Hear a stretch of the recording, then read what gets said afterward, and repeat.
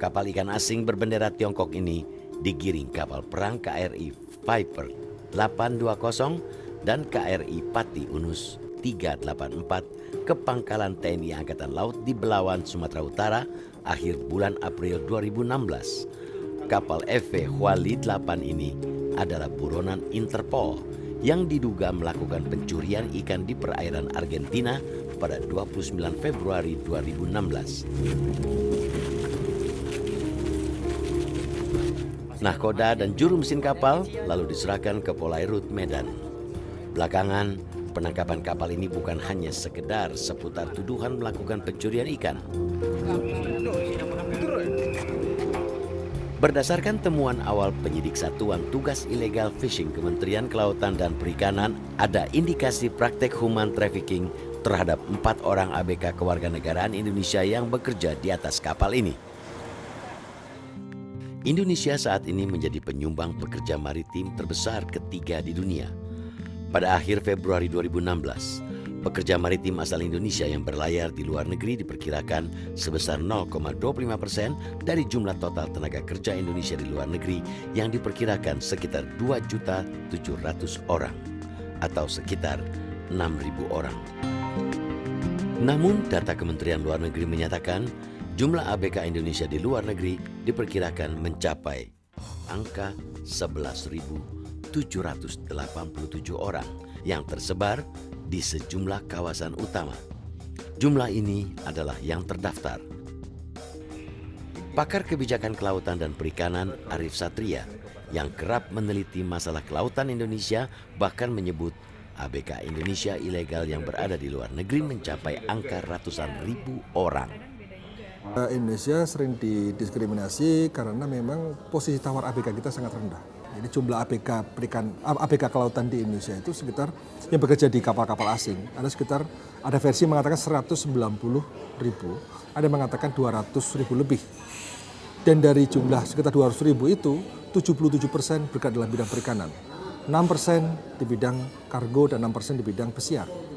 Nah, jadi yang mayoritas dari 200.000 adalah nelayan. Carut marut masalah yang dialami ABK asal Indonesia mendorong tim realitas bertemu dengan salah seorang mantan ABK yang pernah bekerja di kapal ikan Taiwan. Rizky Octaviana merupakan salah seorang anak buah kapal dari 74 pelaut yang ditangkap di Cape Town, Afrika Selatan pada Februari 2014.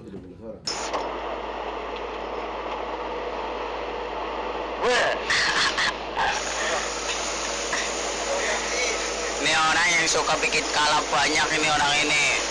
Kapal Taiwan yang menyaru sebagai kapal Indonesia itu diduga melakukan illegal fishing di perairan Afrika Selatan serta melakukan transshipment atau perpindahan muatan di tengah lautan.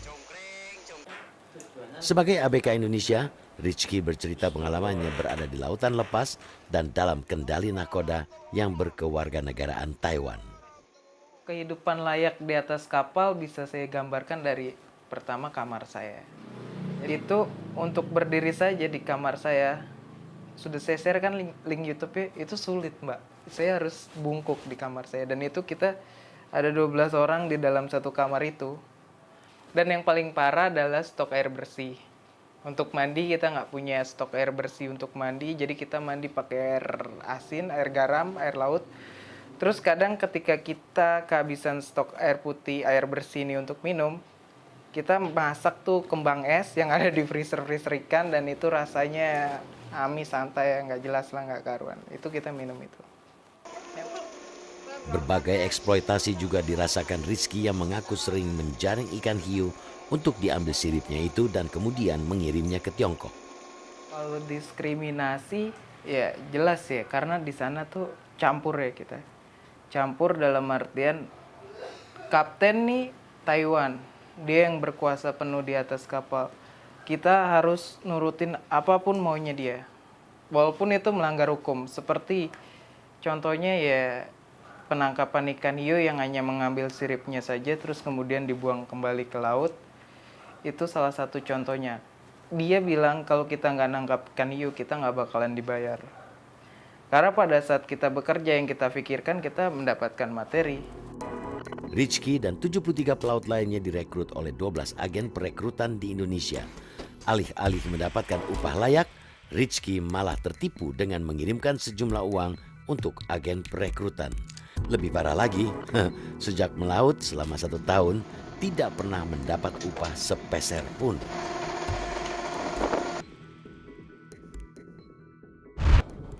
Dengan mendapat petunjuk dari Rizky, tim Realitas mencoba mengonfirmasi perusahaan perekrut Rizky yang diduga menerbitkan buku pelaut palsu KTKLN palsu dengan nomor kartu tenaga kerja luar negeri yang tidak terdaftar dan tidak bisa dipertanggungjawabkan.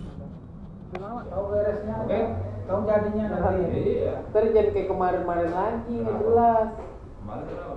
Yang itu Kemarin buku pelaut yang hilang. Itu buku pelaut abal-abal kalau zaman kamu. Iya. Soalnya nggak pakai itu Tuh. apa beste. Ini yang laporin ke Polda dia nih orang. Nah, itu ada dulu. Nih. Iya, udah tahu sih. Iya. Nah, dia sekarang merengek. Saya bilang, bos kan pesen Enggak, saya. enggak. Itu tarik dulu berkasnya di Polda laporannya. Kalau enggak kita nggak Karena proses. kan hak kamu memang dari sana gajinya cuma 1 bulan dan kita udah kasih ke kamu 1 bulan. Karena Mr. K cuma bayar 1 bulan ya kita kasih ke kamu 1 bulan. Gitu. Mam. Jadi enggak sudah biarin kalau dokumen memang semua sudah diambil di sana sama di Polda dokumen kamu. Jadi kamu kalau mau ambil ke Polda aja sana. Silakan. Itu emang dari dulu batas. Iya. Enggak ada dokumennya, enggak ada dokumen apa enggak ada. Silakan buat kalau mau proses silakan buat sendiri. Yang ijazah Semua di Itu di sana. Polda semuanya. Dokumen kamu. KTKLN terbitan BNPP TKI yang ternyata dipalsukan inilah yang seharusnya digunakan untuk mendapat jaminan perlindungan dan hak-hak kerja. Kepala Badan Nasional Penempatan dan Perlindungan Tenaga Kerja Indonesia (BNPP TKI), Nusron Wahid, menanggapi permasalahan pelik pada ABK Indonesia. Ia pun mengakui masih banyak ABK yang tak tahu kalau mereka diberangkatkan secara ilegal. Pertama tadi sudah katakan, mereka ini kan korban akibat informasi yang tidak transparan.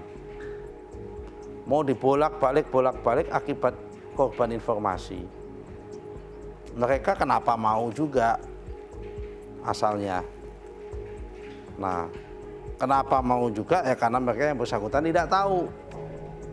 Ini tadi saya katakan adalah harus ada informasi yang simetris. BNP 2 TKI bertanggung jawab kalau ada korban.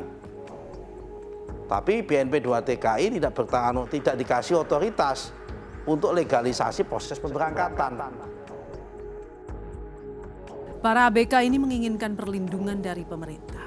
Namun benarkah selama ini pihak berwenang tidak serius menangani kasus mereka? Apa saja aturan yang dibuat untuk mengatur pekerjaan menjadi ABK ini? Realitas segera kembali.